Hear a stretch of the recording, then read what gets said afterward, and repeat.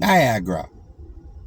The cataract of Niagara, or Onagaria, is as fatal as it is fascinating, beautiful, sublime, and the casualties occurring there justify the tradition that the thundering water asks of two victims every year. It was reputed before white men looked for the first time upon these falls, and what thumping yarns they told about 'em, that two lives were lost here annually, and this average has been kept up by men and women who fall into the flood through accident, recklessness, or despair. While the bloody battles have been fought upon these shores, and vessels have been hurled over the brink to be dashed to splinters upon the rocks.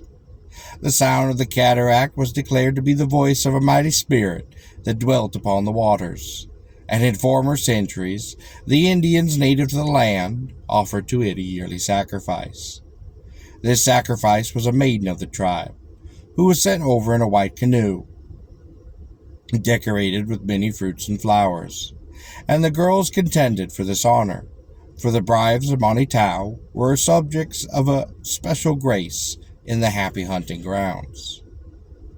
The last recorded sacrifice was in 1679, when Lilawala, a daughter of Chief Eagle Eye, was chosen, in spite of the urgings and protests of the Chevalier La Salle, who had been trying to restrain the people from the idolatries by an exposition of Christian dogma.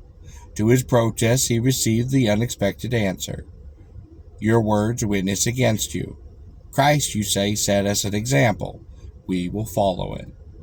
Why should one death be great, while our sacrifice so horrible?" So the tribe gathered at the brink to watch the sailing of the white canoe. The chief watched the embarkation with the stoicism usual to the native when he is observed by others.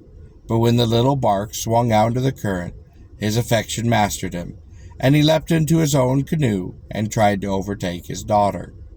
In a moment, both were beyond the power of rescue. After their deaths, they were changed into spirits of pure strength and goodness, and lived on in their crystal heaven, so far beneath the fall that its roaring is a music to them.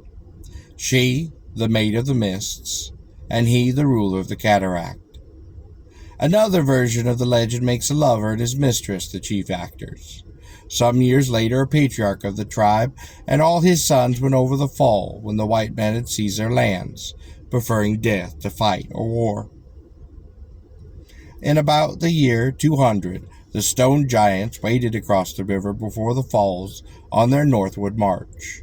These beings were descended from an ancient family, and being separated from their stock in the year 150 by the breaking of the Vine Bridge across the Mississippi, they left that region.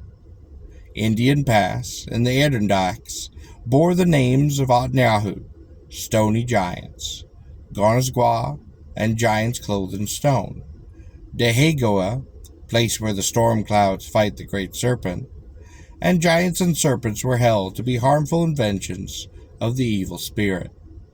And the lightning god, catching up clouds as he strode upon the crags, broke them open, and tore their lightnings out, and hurled them against the mountains.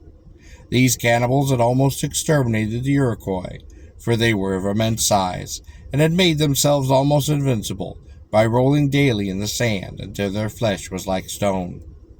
The holder of the heavens, viewing their evil actions from on high, came down disguised as one of their number.